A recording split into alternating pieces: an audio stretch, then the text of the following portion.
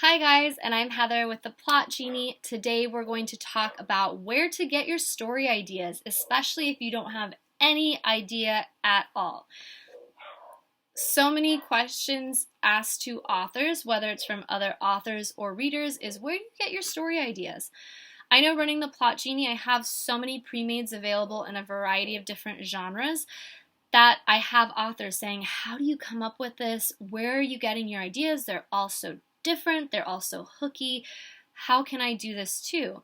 And I have sort of a very basic formula that I like to follow in my own writing and that I also follow in the Plot Genie, and I'm hoping that it'll help you too.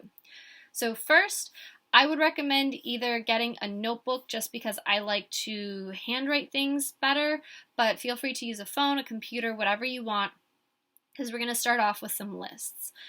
Now, one thing I want you to keep in mind with the first couple of topics that we discuss, I don't want you to think about writing. I want you to think about consuming. Instead of putting yourself in the shoes of the author, I want you to be the reader or the viewer or the listener.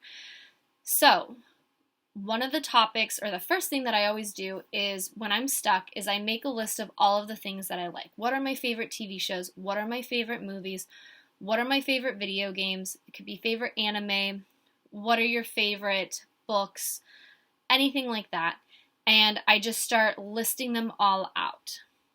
Anything that brings me joy, anything that I can put on to watch, anything like that that inspires me, I put on this list. Once you have that list, the second thing that I recommend you making a list about, and again, this isn't for writing, is your favorite tropes. What are you addicted to? When you are reading a book and you see the relationship between the two characters, what gets you oh my god, I have to find out what's going on.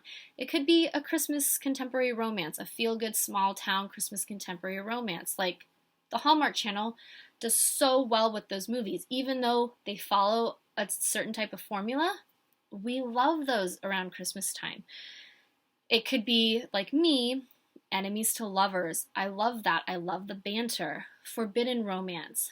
A niche one for me is sort of the teacher-student relationship, the mentor-mentee, sort of the experienced with the inexperienced, and forcing them to be together in some way, whether it's they have to work together, whether they have to fake a relationship, whatever. I love that forced proximity. That's just me though. So what do you love to read or watch or listen to, whatever? Make a list of those favorite tropes. Don't think about the writing. Think about what sparks joy inside of you. Once you have those two lists, now you're going to start looking at all of them together and starting to find kind of almost like matches, right?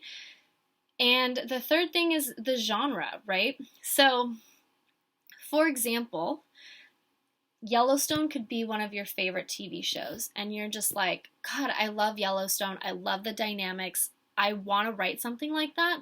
But instead of making it contemporary, I really want to write it with vampires instead. Or I love Game of Thrones, and I love that fantasy feel. I love the battle for the Iron Throne. But instead of it being like a kingdom, I think I'm going to have it be over like territory, but like pirate territory. So you're combining Pirates of the Caribbean with Game of Thrones. Stuff like that, where you're starting to feel this inspiration or this little niggle inside of you where you're just like, ooh, what if I combined these two? Or what if I did this and this? And you will start developing the kind of genre that you want to write. And this is important because now you have reader expectations that fall under genre, right? A romance has to have a happily ever after. A romance cannot have cheating no matter what. Stuff like that.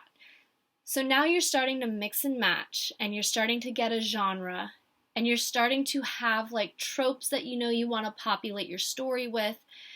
Now, the fourth thing that I want you to start thinking about are the characters that might populate this world or this problem that you found or stuff like that. who are your characters? Who would your cast of characters be? For me, I usually start with characters. I see a couple dynamic, or something like that, and I'm just like, God, I want to develop this. I love this relationship in this show, but they did not treat her the way that she deserves to be treated, or what if this happened? That's how I develop my stories, or starting from the characters. But in terms of you have these things that bring you joy, that you like to consume. You now have a genre. So who are the characters going to be in this world? If you're writing a paranormal romance, are you going to be writing about vampires? Are you going to be writing about werewolves? If you're writing a contemporary romance, are you going to be writing billionaires or cowboys? What are you going to, do? I mean, it would be funny, like you have something like True Blood where you have that mystery element and it takes place in the South, but instead of vampires, what if it's cowboys? What if they're trying to get territory over the land and there's some stuff going on between them? I don't know, just throwing that out there.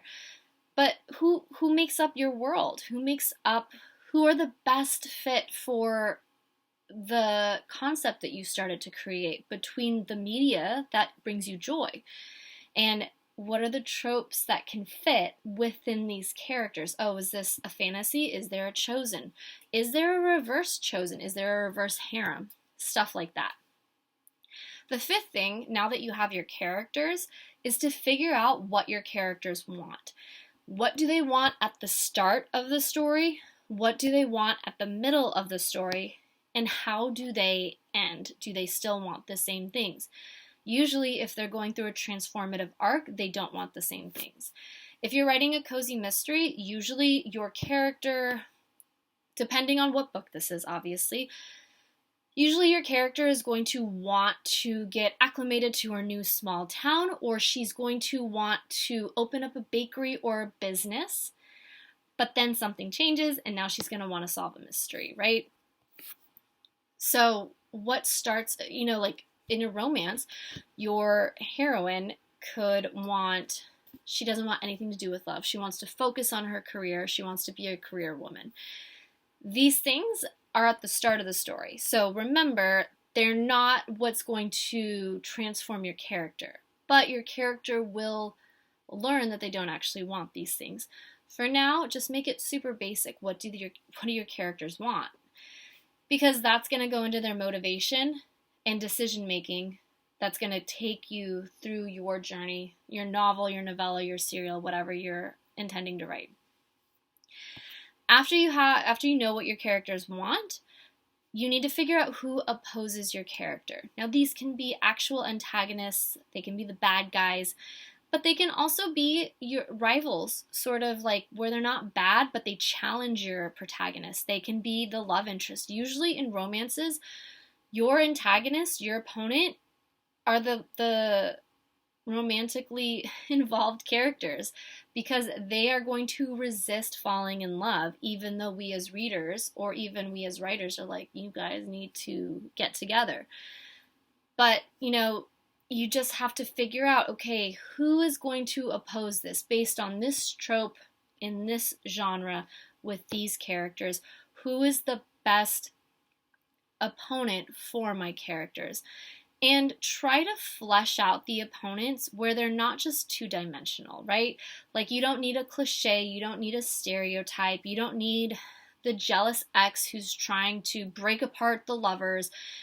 Like, let's give them some layers, because remember, every antagonist, every opponent, every person is a hero in their own story, right?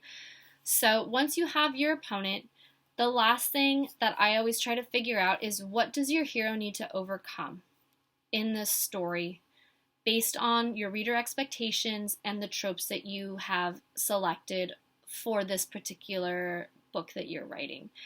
Now, when I say that, it can be something like, well, she needs to overcome this fear of falling in love and trusting someone not to break her heart.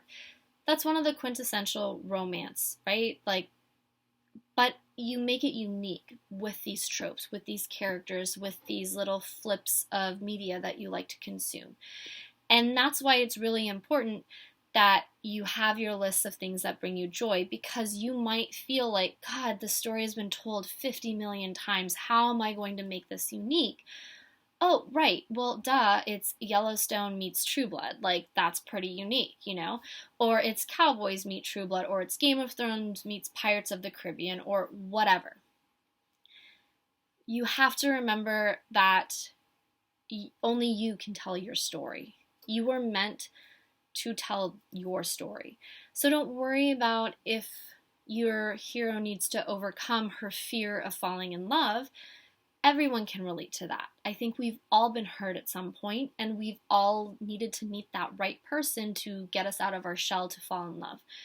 As long as it doesn't fall into that cliche, as long as you've rounded out your characters and created this arc, your readers are going to love it, even if it's the same thing. Again, there's a reason why we still watch these Christmas stories, even if it's the same story told.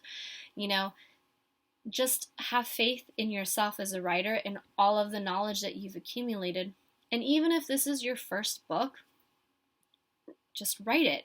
Go from where you're finding your joy. And that's why it was so important to start off with things that you love to consume, that spark joy in you.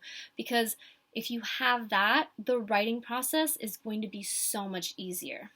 If this is something that's inspired you, consider for a moment to sign up for my newsletter. I have worksheets that break this down more, and they're cute, and you can like fill out stuff and reprint them and repurpose them for whatever you need or whatever idea you're trying to get.